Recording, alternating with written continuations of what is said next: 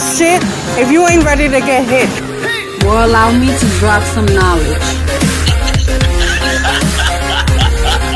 We have to disagree. I saw that Sailor Moon outfit.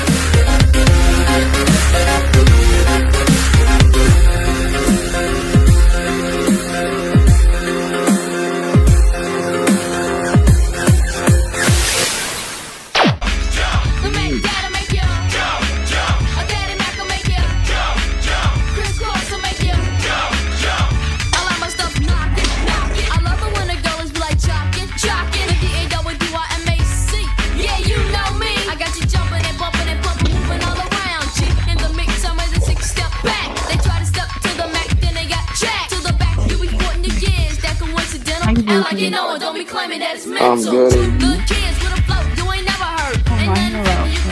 Hanging in there. Right Nah, after for me this, and you both. right after this, I'm gonna roll me a fat blunt and just try to chill. I feel you. Nah, after this, I gotta go back on daddy duty. You have all the kids with you? Yeah, I got all my kids. You have three, right? I have. I actually have five, Oh, because but you have an older two. son. I remember. Yeah. The So oldest and is how two. old? So my okay. So my biological is 15, and then I have a 4-year-old, and then I have Willow. That's 2 months.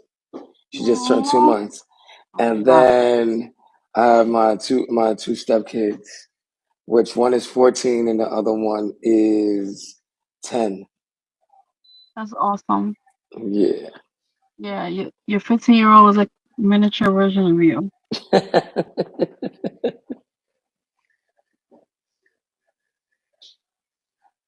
What's poppin', my BMF army? It's your favorite Jedi, the BMF goddess. Today, I have the pleasure of having pro wrestler Benjamin White, aka Benny Blanco, back on the BMF stage. And, you know, same Stone Cold time, same Stone Cold channel. Thank you, Benny, for making time for us. I know you're super busy. No, thank you for having me for the second time.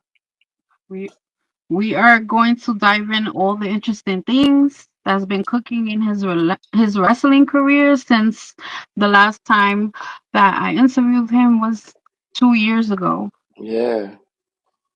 Um, so how are you, first of all? I'm good, just dealing with lifing situations, outside of wrestling and inside of wrestling, you know how that goes. The last time So, we spoke, you were actually in Florida, but you've made the hop back to New York. hmm Has it been good to you since you've been back? mm. I would be lying if I say yeah. So I'm gonna tell the truth. It's been 50-50 for the past. Well, I want to say I've been here for 2 years now because I moved back in 20. I want to say 2023, Oh shit, and so yeah, I've been here for two time flies. years, and I think it's time for me to leave again. He's not lying when he says he can't lie because if he would have just said like, okay, New York is great, that's a fucking lie. I've been here all my Definitely not. fucking life and it drives me fucking crazy.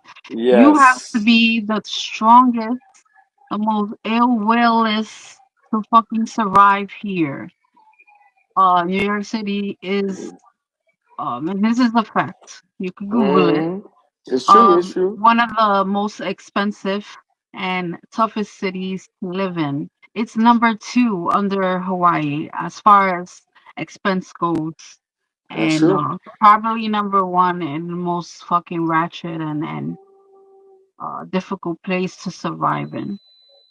I think we made like at one point in time. I think like growing up, I remember they used to do like those like the top 10 or top 20 places, dangerous places to live.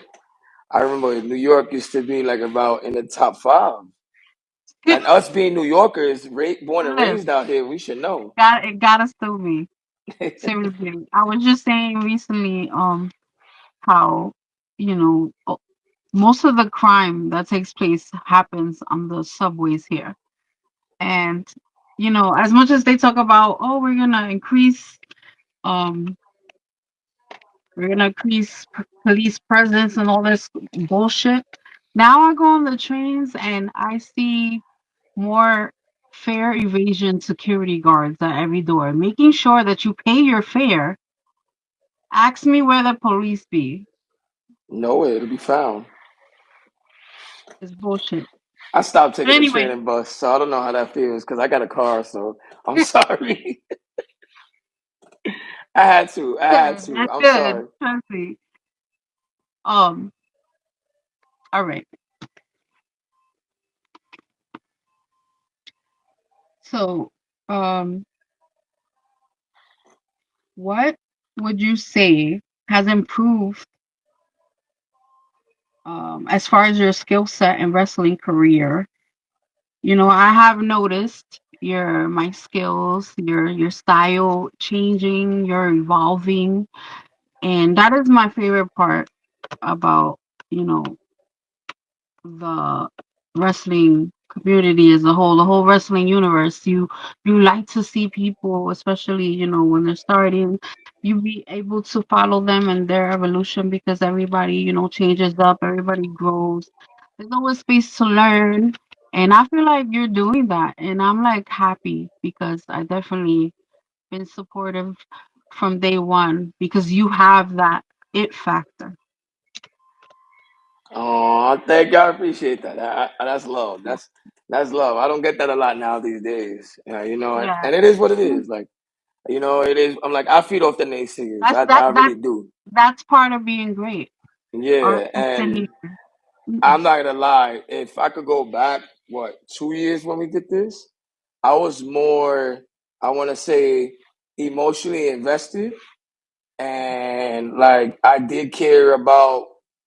I guess at that point in time in my life, I did care about what was said about me and all this and all that. But as time went by in my wrestling career, I too started to see the me evolving and changing and getting better in and outside the ring because I became more humble, if I could say that right, because I'm not more in tune into the he say she say factor of what goes on social media anymore. Because I remember I used to be very vocal on social Yeah. media, and I remember you're one of the people, one of the caring people at that, and one of the people in my support system in and outside of wrestling that told me straight up, like, yo, like, this is not what you do. This is not how you get far in wrestling, and you told me that because you yourself have a significant other that been in the game for God knows how long, and he's not only trained, but he's also helped other guys like myself cultivate in this business. And truth be told, right now as we speak, I speak to him on a almost a daily basis, and I utilize the things he's told me, and him and you So, know it is, and him, and unfortunately, my big brother Vince Steele, God rest his soul. That was my everything. That was my go-to. That was the guy that made me realize that, you know, if I'm gonna change, let's change for the better, not for the worse. And if you're gonna do a change, make the change matter. Make everybody when you change, make everybody see it, and then at that, make everybody want to see it. And so, I think what made me evolve and get better on the mic and in the ring, and because I still need training. We all need repetition, and mm, I've learned that from my other brother in wrestling, Kevin Knight. And every time we speak, we always talk about life and all that, but the main thing he's always saying is, listen, brother, never forget about repetition. Repetition is key if you want to get on the level that he's at, which I'm extremely proud of him on. And we all as wrestlers, men and women, strive to get there. And as of right now, I think that lately I've been putting my best foot forward because from what I've been in the business now 5 years, and from where I started five yeah, years ago and where I'm big, at now 5 years later, is a dramatic change. I can't even say big. I gotta say dramatic because Yeah.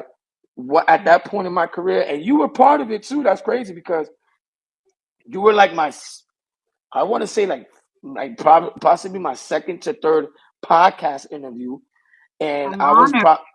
and Mhm. yeah, it's crazy because I got interviewed my rookie year, and then my second year, I think it was you, and you know, even on your show at that time, you were like, "Yo, listen, you may be on fire, you know, on the Florida scene, and you doing your thing, but you know that could," and that exactly what happened. So, you know, not to chime too much on the question, I think that to sum it all up, I honestly think it had to do with me being humbled and being humble.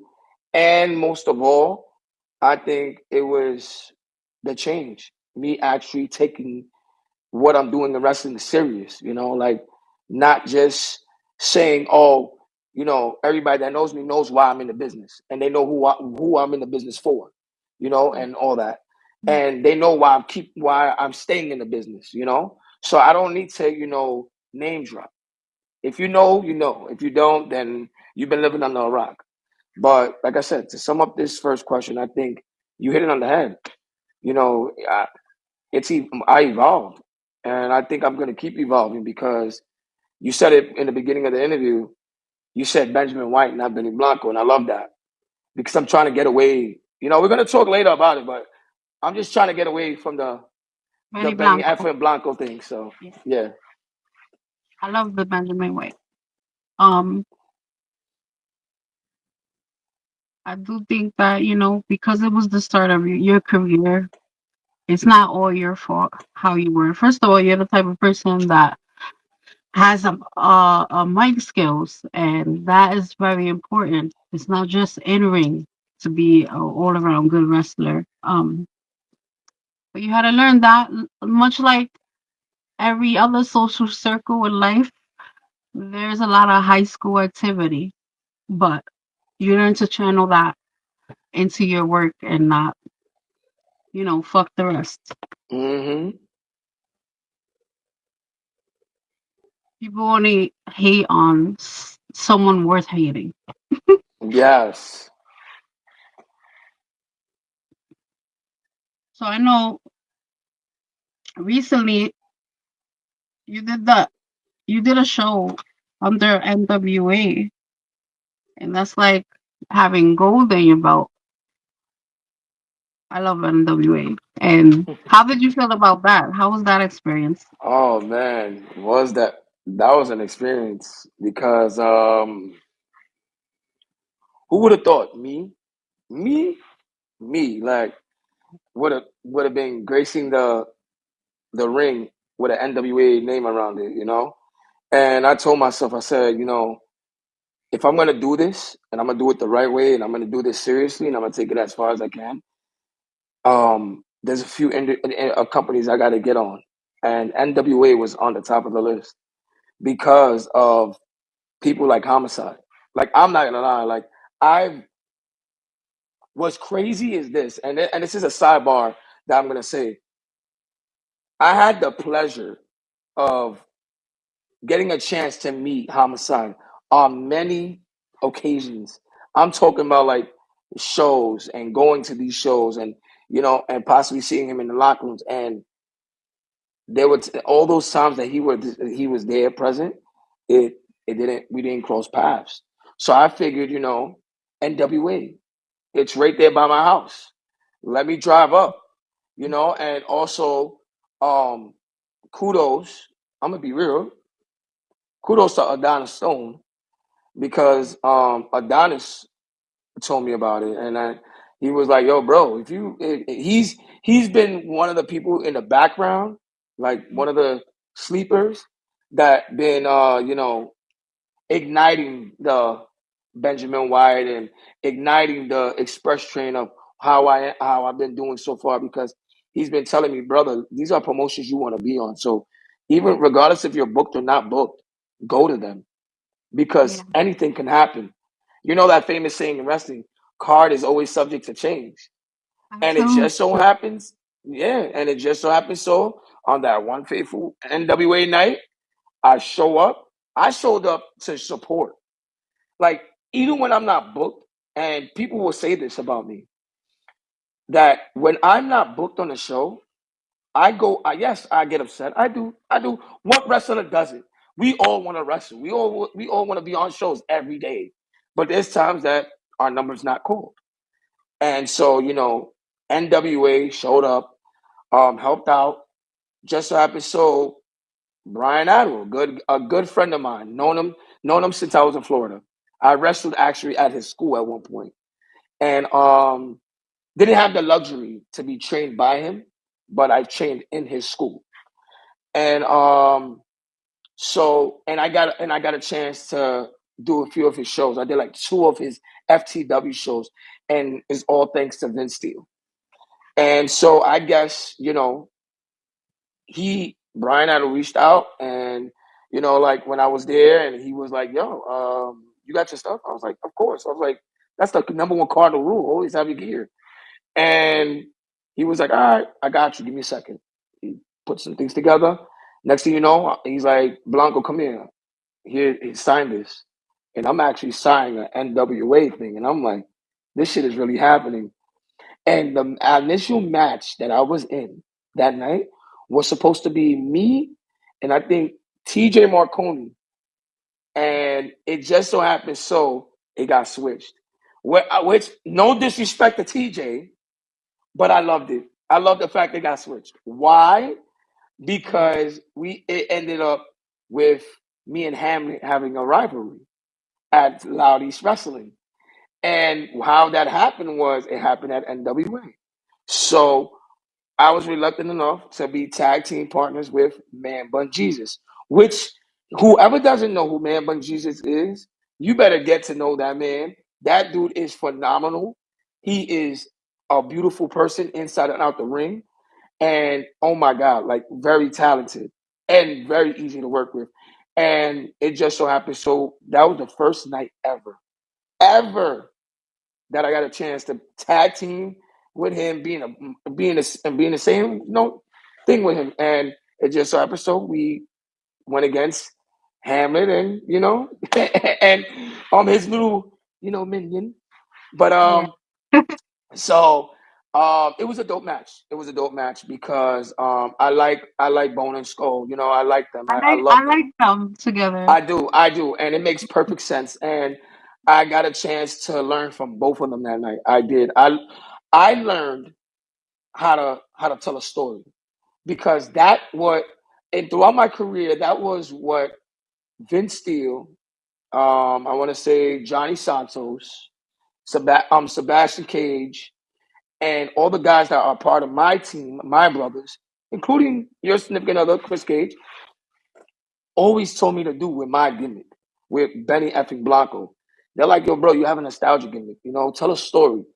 Dance. Show that dancing side. Be very gimmicky." And when I got a chance to do it at NWA, and Hamlin allowed me to, show that side because I'm in the ring with guys that's been in the game longer than me. So I'm playing the student right now, and I'm just there listening to like, okay, this is what you want me to do. This is what you So want. Okay, they cool. roll in. Yeah. And then when it was my turn, when they asked, "Hey, how this?" and I love the fact that they respected me enough and knew who I was to even ask, "Hey, does this work for you? What did you like to do?" And I implemented a few things, and it was golden to where we had a phenomenal dope match. Me and Man Bun Jesus complimented each other. It was chemistry. Um, Hamlin and them did that thing, and it just so happened so that we took the dub that night. And Brian Idol lost his mind. Like Brian Idol lost his mind. I was nervous because I was like, "Yo, I hope I didn't shit the bed. If I don't know if I could curse on this, I'm sorry." But I was like, I don't know if what Brian Idol's reaction is gonna be. And he literally came back to the gorilla and goes, "You guys, I love you guys. Like you guys did amazing. Did y'all ever tag team before?" And me and Man Bun is looking at each other like, no, no. The first time we ever met was at an Exodus show in Jersey, at an Exodus show. And I knew of Man Bun because of Dylon. if nobody knows who Dylon is, that's the man with the 5 names: Dylon, Dylon, Dylon. So check him out too. But yeah. So NWA was an experience, and ever since then, I'm not gonna lie, I've been having conversations with Brian Idol to see if I can get on the big show, which is NWA Power, and it might happen. I don't want to talk too much, but anything you can happen. yeah. Anything So you can might happen. see your boy. This is So just the beginning for you. exactly. Now, I like, that you did mention this particular group of people, because even though there are haters everywhere in every walk of life, in pro wrestling there are other people like that who understand that there's room for everybody to shine. It doesn't have to be, dog eat dog all the time. You know what's so crazy? It's funny that you say that because I really want to, like, I was gonna mention this, but I really want to say this because I have to, regardless if the person's mad at me or not, whatever. But I gotta mention him. When I said that when I go to shows to get opportunities, even if I'm not booked or not, I make myself known in a sense of I'm supportive because, like you said, it's not always a doggy dog world. It's always good to show support regardless if you're involved or not. And what I mean by that is, at one point I was at an Ace show not too long ago, and I've been dying to get on Ace ever since Vince Steele introduced me to Mike Morgan and all that. And I still haven't got a chance. And possibly maybe this week or maybe next weekend on the 22nd, Ace is having a show and I might possibly be debuting. I don't know. But I want to say that Rome Sucio from the Sucios literally told Mike, like, yo, you gotta put this kid on because literally tonight, yes, he wasn't booked, but he was the voice of Ace. Like, he literally showed love to every match. He made everybody in the audience get into it. He was that like WWE plant that when WWE puts a plant, he was the plant tonight. And that's, you should give it, and I thank him for that because I wasn't doing that to outshine everybody and to heckle anyone's matches. I was Right. literally showing support. I was literally being Blanco. And so, he's one of the people that, that I have to also mention because, yeah, like I said, it's him and the other gentleman that I named. That's the reason why I've worked up myself and worked up the confidence I have to go to shows when that I'm not booked on and eventually get booked on because I'm going for these opportunities. If I feel like I'm lackluster in it, no, I got these guys telling me, yo, bro, go over there, be a fan, show some love, try to stand out, and look what happens. So I had to mention that because you mentioned, there is haters, but it's like regardless of what side you're on, you always got to outshine your purpose. Absolutely. And even in the instances that you don't get booked, you make other connections that are important.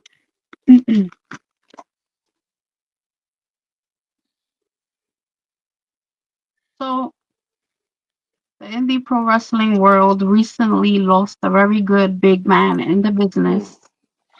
Vincent Steele passed away while wrestling a match in the ring. How was it losing one of your mentors, and has it changed your outlook on the business? Give me a second. I don't want to get choked up. I know it's not easy. Yeah, because it's the realization of knowing that every day that goes by, I'm not going to be able to, talk to him and call him. And I still wait for those phone calls, I literally, at times, um, I play his voicemails. Like, I play his voice messages and the last one was when he hit me up and was like, yo, bro, let me know when you're ready and you're here. And that was the day. That was the day that we Okay. lost him. And I didn't know. Like, I went. I'm usually the guy. If everybody knows me in the business, knows that Blanco is the guy that picks up all the talent. Because I love helping everybody. If you don't got a ride and all that, and I can help you, I can help. I'll do that for you. And Vince Steele was that guy. Like, not only did he help me and shape my wrestling career, he helped me outside of wrestling. He helped me with my life.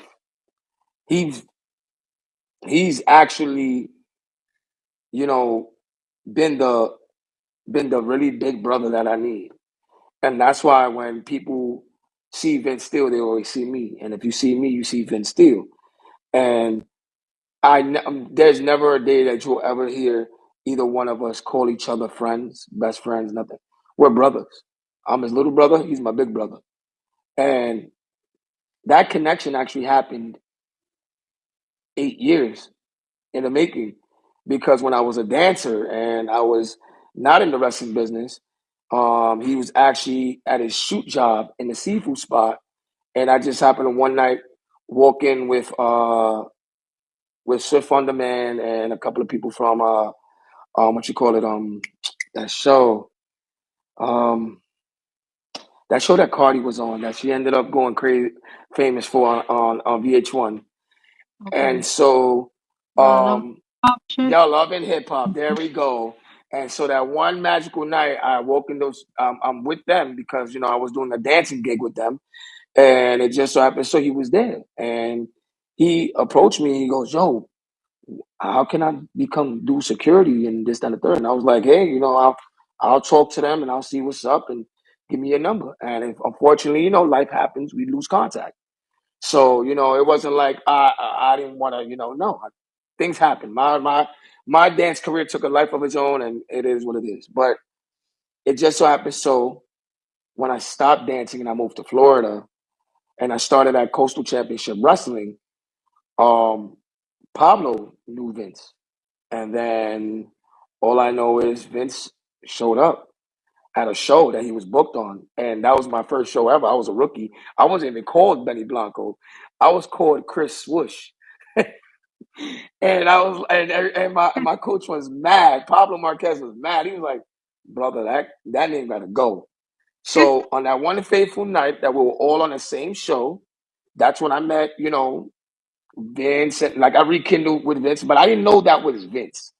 I knew who he was as the man from the seafood spot, but I didn't know he actually wrestled. So I was like, "Oh shit!" Like, this dude is dope in the ring, and he's doing Harlem hangovers and shit like that. I'm like, "What the?" So all I know is I'm like, "Yo, I gotta talk to him. Like, I gotta pick his brain because he's from New York. I'm out here in Florida, and he's loved out here. So I gotta, and he's known in my school. So he's the man I need to speak to. And so I'm not gonna be that one rookie and be like, "Oh, can I talk to you on that night of him wrestling?" No. So it just happened. So the very next night, long story short, we were training. He pops up, and Pablo's having a conversation, and it just so happened. So it was him, Pablo, Vince Steele. I think Cha Cha Charlie was there, and all I know, I'm walking up and we're talking, and then Vince goes. I start talking my talk, and Vince goes, what's up? You know what? They got to, what's your name? I was like, "It's Chris Swish." He goes, "No, no." And then Pablo goes, "Yeah, brother, help me change his name because that thing is whack." And it just so happens. So he goes, "You know what, Pablo? This kid right here, he talks a lot of crap. And you know who he reminds me of?" He goes, "You know that movie from Carlitos Way? Benny Blanco? That's his name. That's who he is." So And I that's was how like, it was born. yeah. And so, big ups to Vince Steele and, and Pablo for, giving me that. And from there on, Pablo told Vince, "Listen, I may not be around for so long, meaning like maybe in the wrestling business, and so what? Take care of this kid." Because Pablo Marquez, to me, what I am to him is I'm like his son. in wrestling. And so he was like, he had to step away, and he always told Vince, take care of him, take care of this kid, and make sure, because he's gonna be something. And this 5-year journey of mine, Vince was always behind it. And it just so happened, so going back to what you said, it was that day. That day was crazy. That something it wasn't that it didn't feel right. Something, if I'm saying it right, something felt heavenly that night. Because why I say that, and it might be strong when I say that, is because when I picked him up, right? It just so happened so is me, the mother of my daughter, which is his goddaughter now. No. It is, yeah. And he was excited when he found out. He was excited. He was like, "Oh my God, Daddy! Oh my God!" And so he was looking forward for the baby.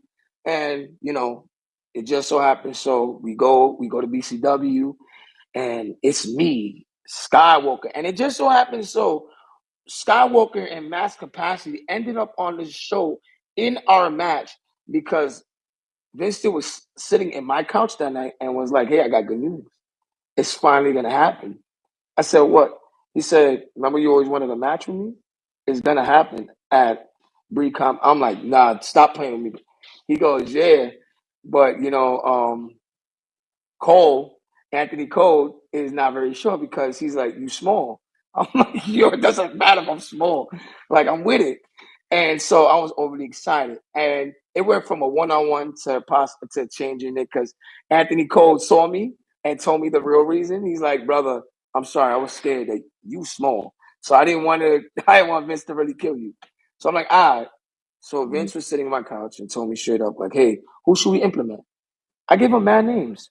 I shouted out, I said Nikolai, which is Hemi Hendrix. I literally put out Dylon.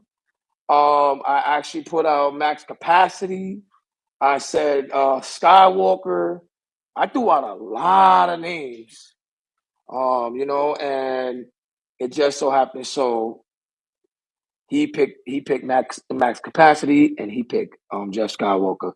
But he said that he wanted Dylon for that up and coming match, which was giving a chance to up and coming wrestlers. And I said, "Okay, cool." And he broke the news to them, and they were overly excited. So we got the gang together. We went over there, and he just so happened so to tell Skywalker that, when on our way to go pick him up, can Skywalker buy him a bacon, egg, and cheese? and that's exactly what happened. And then we in the car. He goes, "Oh, I'm feeling bouncy today. So somebody has to take, something from the top rope." And everybody's like, "So Blanco, it's gonna be you." No, it's not gonna be me. No, no, no, no. I'm like, how about it should be Skywalker? So we're all figuring out who's gonna happen. And so we get there and everything goes, and it just so happens so the mood changes. Whew. And we're in a gorilla, getting ready, going over the match, and Vince steps away. And Vince was gone for like a good 30, 45 minutes. And we're about to go on. And we're like, what? Where the So I'm asking around. He comes back. And he wasn't as, jittery as he was when he got to the arena. So he starts coughing, the usual cough that Vince is known for. And I'm like, "Yo, are you okay?" And he goes, "Yeah, I'm all right. And he starts coughing again. And I'm like, "Yo, you okay? Because we don't have to, do this. We could, it's all right if you're not feeling good." He's like, "Nah, we're going to do this, because I want to make sure you guys shine." And I was like, "All right, cool." So we go up, and if you've been to the Mecca, you know where the side is. So we're up there, and we're going over the match again.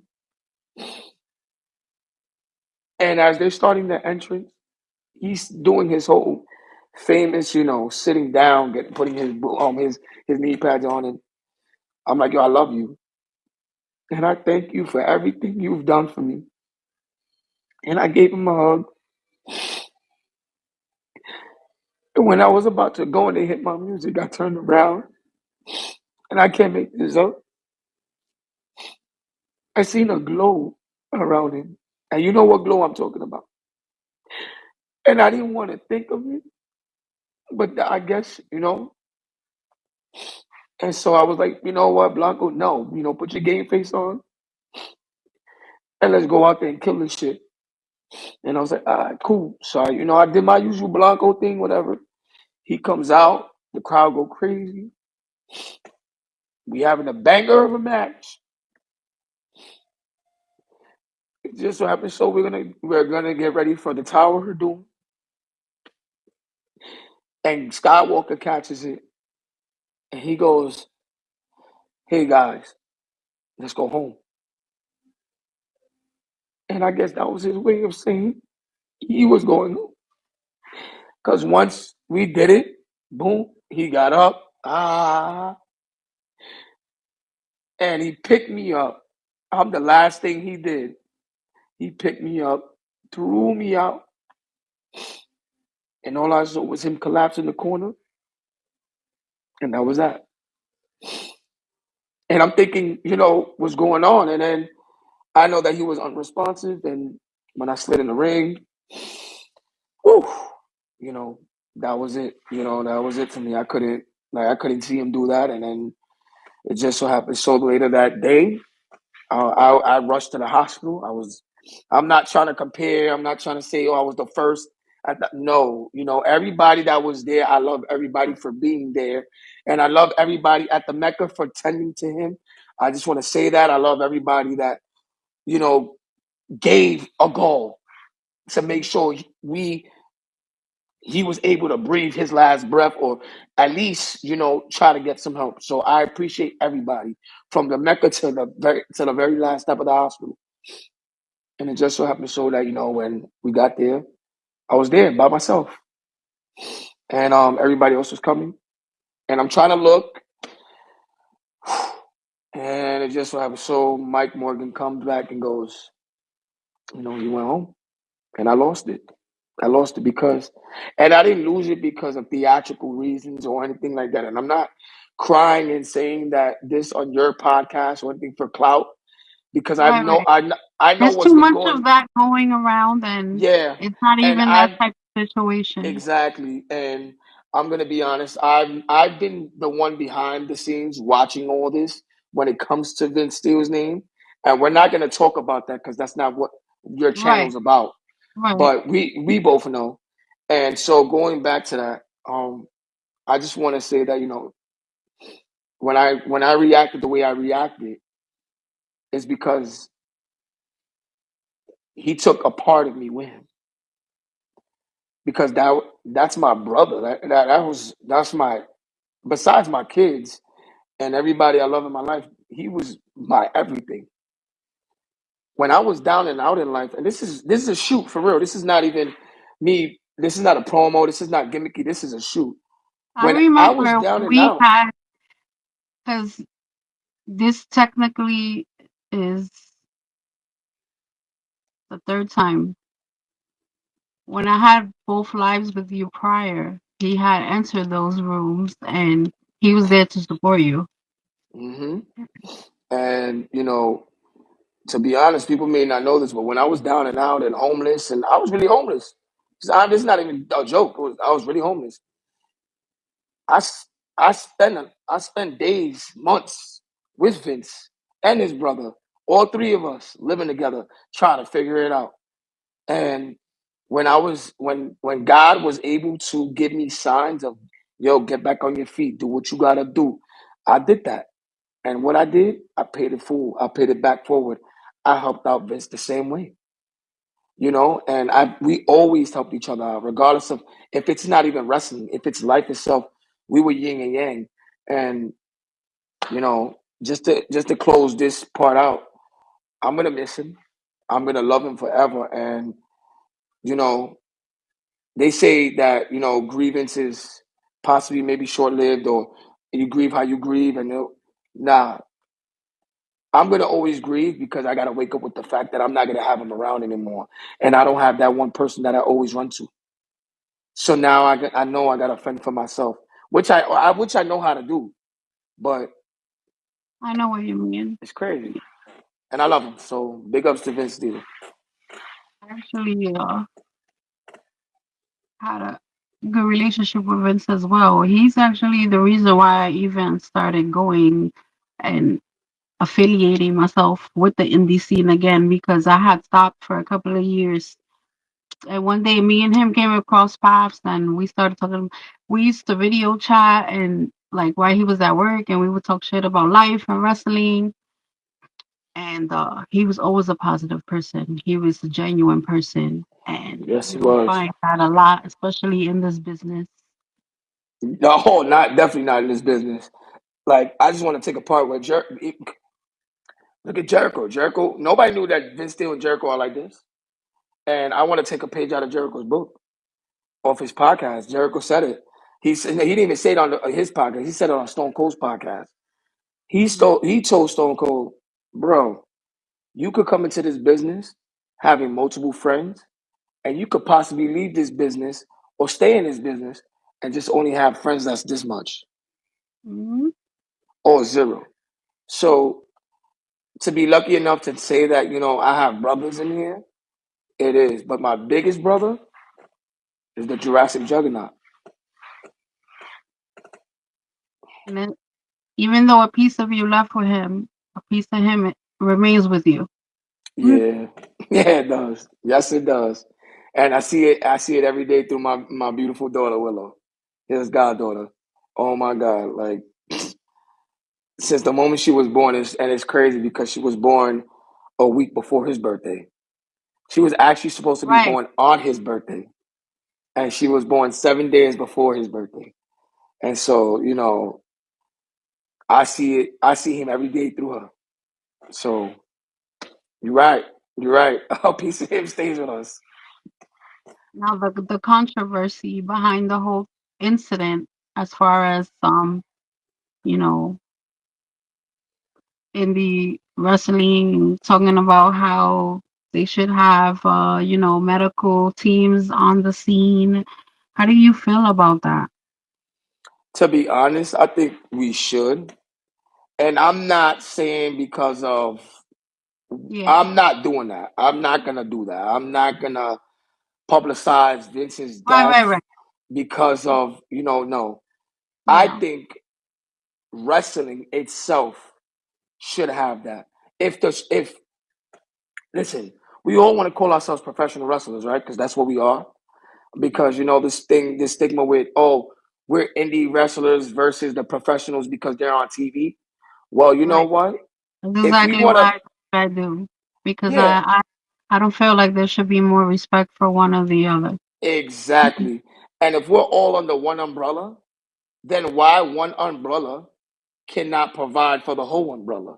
If you know what I mean. And what I mean by that is, how is it that TV wrestlers could have their companies full fledged with medical teams, staffed, and all that, but then indie wrestling, we gotta scrummage, we gotta struggle, we gotta taking the word, I'm taking the moniker of John the Animal. We gotta eat to get medical.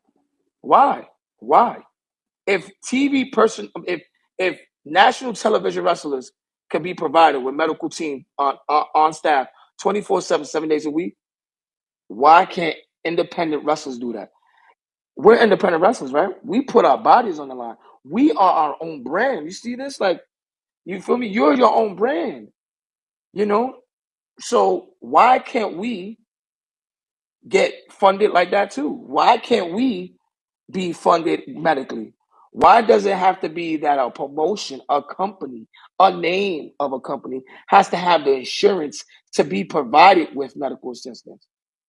Why can't we all, as independent wrestlers in the indie scene, like they say, right, come together and go downtown, go to the what you call it, the athletic department and the commissioners and Mhm. all that, and let them know, yo, listen, we just as popping as the people on TV. We do we possibly do more shit than they do. And so, you know what? I'm sorry, but I'm not discrediting any lady or man that's made it on TV. I'm not discrediting them. But you know what? I honestly think that right now, when it comes to wrestling, we are all on deck. We are we're we have the eyes on us. Fans want to watch indie wrestling right now. Fans want to see independent wrestlers go on TV so they can continue watching TV wrestling. Right. You know, so why is it so hard for us to be provided with the right medical staff, with the right medical team, with the right medical stuff? Why? Because certain companies can't provide insurance. Yeah, don't. I'm not knocking that. Not every company in the New York, New Jersey scene, or the Florida territory, or any territory in the United States that has independent wrestling, you're not going to sit there and tell me you can afford health insurance. I get it. I get it. I know right now some promoters that have to pay an arm, leg, and possibly their rent money just to get insured so they can keep their company running. But then you have these athletic commissioners that literally will come to some of our shows and make sure that, oh, we're doing the right thing.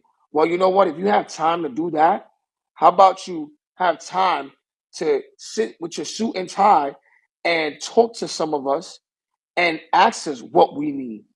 Because I think that if Medicaid, right?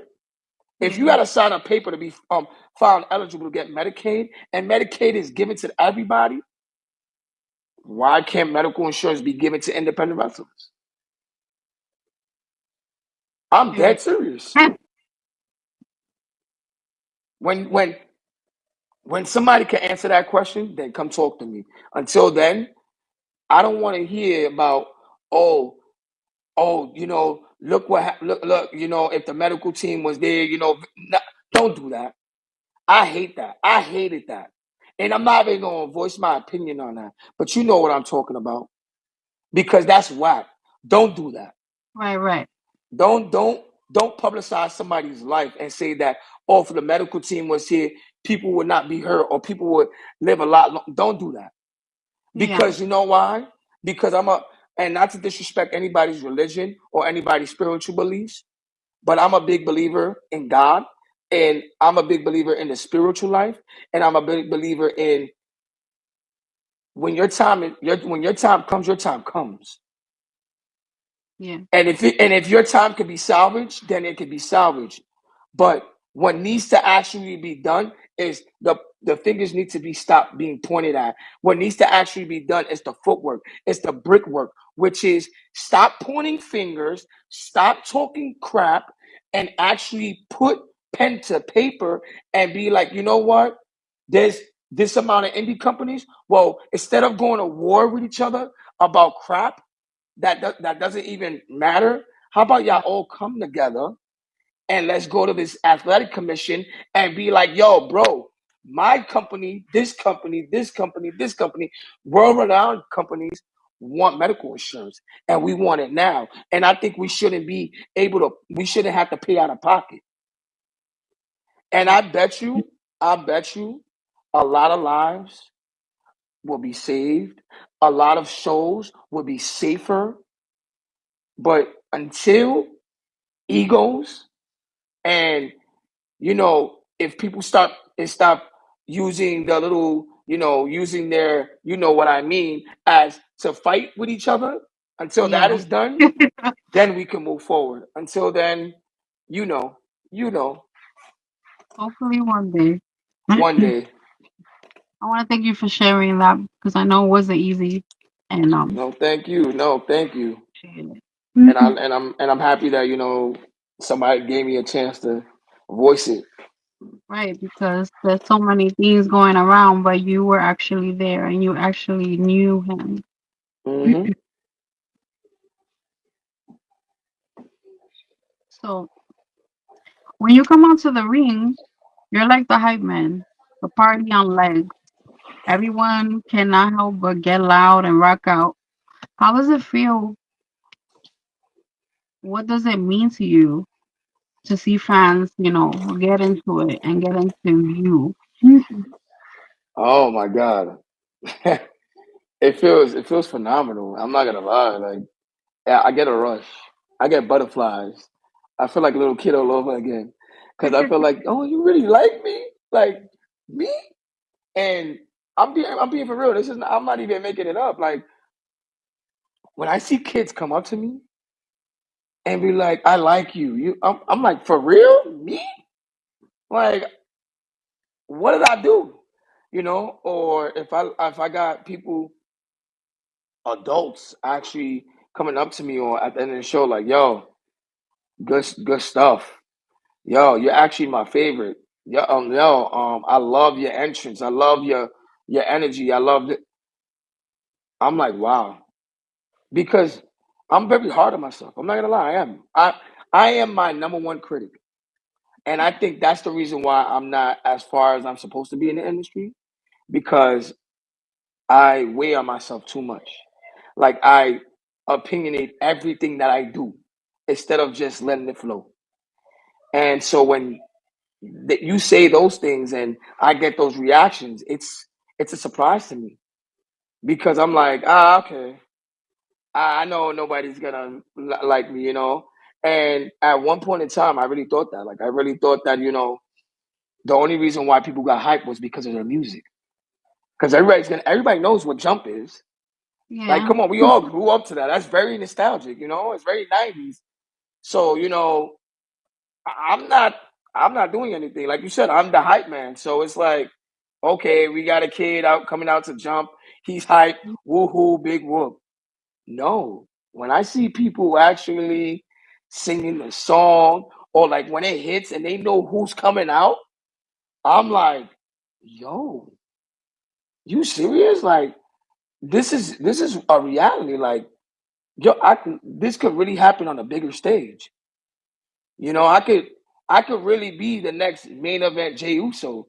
Like when I come out, I could really have everybody go, yeah, and then I could really be like when they cut the music off, I could really have people go one more time. Like it could really happen like that because it's already happening now, and it's crazy because that's one of the reasons why I keep getting booked. That's what I think. I think it's because I have charisma. It's because I'm very entertaining, and it's because I have this I You have have this light about me. Yeah, and that right there, I think I have something special, and I think that all these promoters and these companies want that. They want to have that because there's promoters that's message me and be like, "Yo, what do you want to do?" And I'm like, I always want to push, you know, Benny Epic Blanco's twin brother Benjamin. Because I think it's Benjamin's time. And everybody's like, listen, we get that, but we want Benny F. Blanco. We want Chris Cross. We want the jump man. We want the guy in the overalls. We want the guy with the spray can, the your man. And I don't mind doing that because when I see the reaction and I see the hypeness and I see the merch that I can sell, like in Loud East, when I had kids come up to me and go, "Can I have your autograph?" What? My autograph? Like, I have kids asking me for my autograph. I would never think in a It was million you years. at one point. Yeah, it was me. Exactly. It was me. Like I'm a kid that came from dancing on a train to now I'm signing autographs and people know who Benny F. Blanco is. I love the fact that when I have matches, I can hear people go, Benny, Benny. And when I don't win, I see the room just cry with me. And when I do, I see how crazy these people get.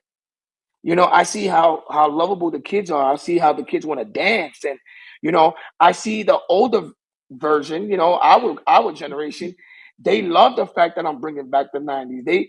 They feel like, that was a lost art. And they're like, yo, look at him coming back out with he making, I don't care if I'm in my 30s, 40s now. He making me feel young again. He making me want to entrance break dance. entrance music definitely matters too. You could get over Yes. this not. So I'm not gonna lie, like I love it. And I tell everybody that. Some people on social media, really may believe or may not believe, but I literally really live by saying that I think I am the most entertaining wrestler right now. And I think I am because I'm sorry, when they hit my music, are you serious? Like I don't have to come out for people to get hyped. And then when I do come out, the room goes crazy. And then I know that I'm doing something right because when I go to a booking that nobody knows who I am, the music does the talking for me. And then the way I am, when I come out, at the end of the night, everybody's like, you different. Yo, you fire, bro. I didn't even know you could get down like that. Oh, that's crazy.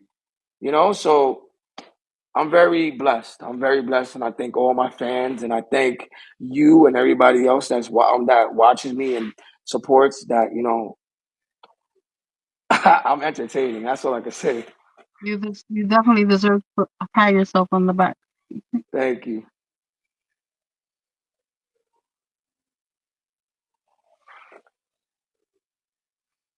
So what are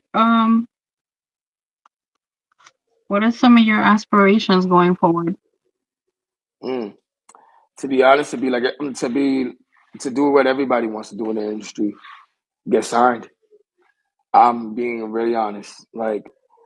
Um, Who would you want that to be? I'm honestly, the door's wide open. I don't care at this point. And it's crazy because to hear that you don't typically hear that from wrestlers and stuff like that. They know the direction they're going. They know where they want to go. As for me, the door's open. I don't care. Like anybody that comes to me right now and be like, "Yo, brother, I just want to grab you, sign you, and I just want you to do you." I'm with it. You know, if Fourth Rope comes knocking, GCW Uh, comes knocking. You're fencing you better opportunities. Yeah, if NWA comes back knocking, TNA comes knocking, AAA, New Japan, CMLL, MLW, WWE. If that happens, even FSW in Las Vegas, you know, or MCW in Maryland, those big shows. If literally, or Booker T's thing. Like, Mhm. seriously, anybody that wants to have me on their show for a long time, I'm open to it. I'm open to it. I'm easy to work with. I just want to wrestle and I just want to entertain because that's who I am. I'm an entertainer. I've done this my whole life. I've done it in sports, I've done it in dance, and I've done it in music, and now I got a chance to do it in wrestling, and I think that wrestling's been very formidable and very fitting for me. Like I really feel like I always struggle with finding my calling, and Mhm. my family always told me, especially my sister, told me that I was always talented, and I have very many talents. Even my brother Miguel that lives in Florida, he's like, bro, you're talented. You're multi-talented, bro. You like, yo, bro, you can sing if you want to. You could dance, bro, and you're funny. You could do comic work. You could do anything you put your mind to, brother. You're one of a kind. You're some you're like you're like a Chris Brown without being the actual Chris Brown. And I never understood that, but then I understood it now because I get it. Chris Brown is like he's very entertaining. Chris Brown is the most watched dude in the world, and Chris Brown is talented and he can sing, he can rap, he can dance. He became the next Michael Jackson. He's very Mhm. entertaining. And so when people say that, especially like my family hearing that, I'm like, you know what? It's time. I think it's time for me to put my best foot forward and actually take that leap of faith. And that's why, like I said, what I was gonna say was I don't want anyone feeling offended, especially wrestlers and promoters when I say this. But I think now it's time for me to take a chance and get on these bigger shows. I love my bookings. Don't get it twisted. I don't care who books me. You want to book me? By all means, book me. But make sure you book me with respecting the fact of what I'm worth. Because I'm sorry, I'll I'll do a show for you for free, But after that, we don't. This is not EBT. I'm Right. sorry. I got a family to take care of. I got bills. I got a car, and so on. And so, if the price is right, I'm there. But if I'm not really known and this is a first time booking for me for a company that I want to work with, of Mhm. course I'll give you my leisure time. But respect the fact that I'ma show up, show out, and do what I do best, and that's entertain. So yeah, my aspirations is wide open, like I just want to wrestle. I just want to wrestle. I just want whoever hears this podcast, and I'm talking about the companies that I just named and even the bigger promotions I just named, if they hear this, I just want to be given a chance to wrestle every day and feed my family with this. Because I think this is where I belong. Because at some point in my life, I thought I didn't want to wrestle anymore. I was walking away, you know. I came into this business for two people, and you know who those two people are. And I strived, and I wanted to for one of those people. I wanted to keep his legacy living. Then I'm also doing it for me, because I'm a fan and I love wrestling. But then it got hard, and I wanted to walk away.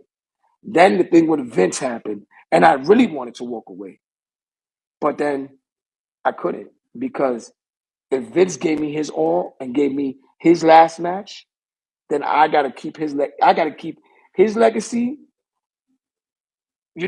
my boy's legacy, and my mom's as a fan's legacy going, you know, and Right. that's what I'm gonna do.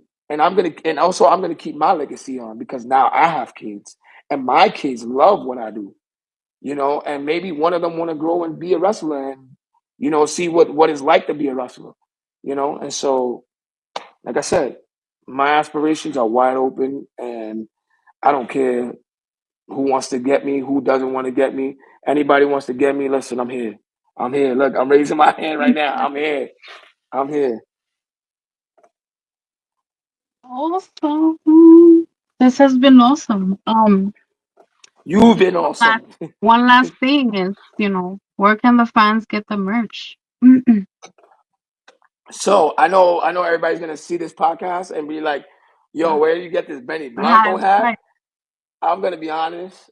This is one of a kind. I was only able to make one of them. I don't. My hair is horrible. I'm sorry, but this is it right here, and you know. But this is one of a kind. I was only able to make one. I test the waters. I put it on Instagram one time, and it went crazy. But unfortunately, I'll be honest. I'm not like anybody. I don't live my gimmick. I am a real person, and Yeah. the financials ain't right now. Right. It's, to be it's, making it's these hats. difficult.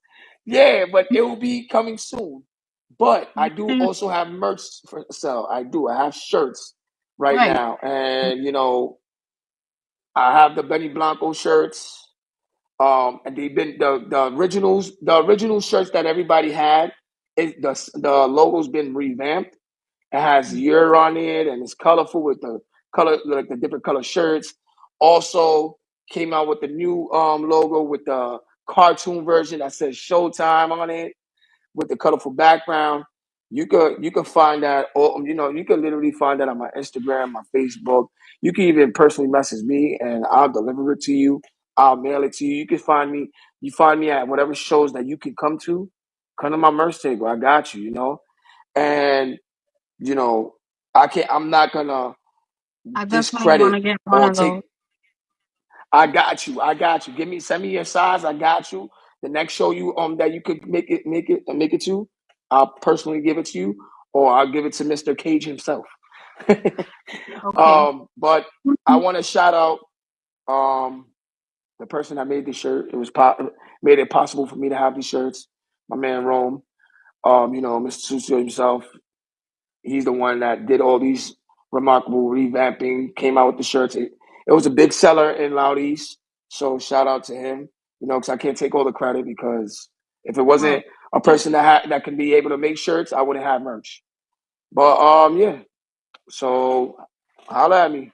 I'm definitely I'm i Um I'm gonna add your info to the video, so guys oh definitely yeah. follow him, check him out, and I just want to thank you for being here again, and No, I want to thank you for having look me. forward to seeing what the future brings for you and seeing you back in another couple of years. Of course, of course. I ain't done yet. I ain't done yet. I think I got a couple of years left, but not anytime soon. So thank you. And guys, you already know, subscribe to BMF Goddess on Instagram and respect indie wrestling. Yes. It's 4G Woodshop.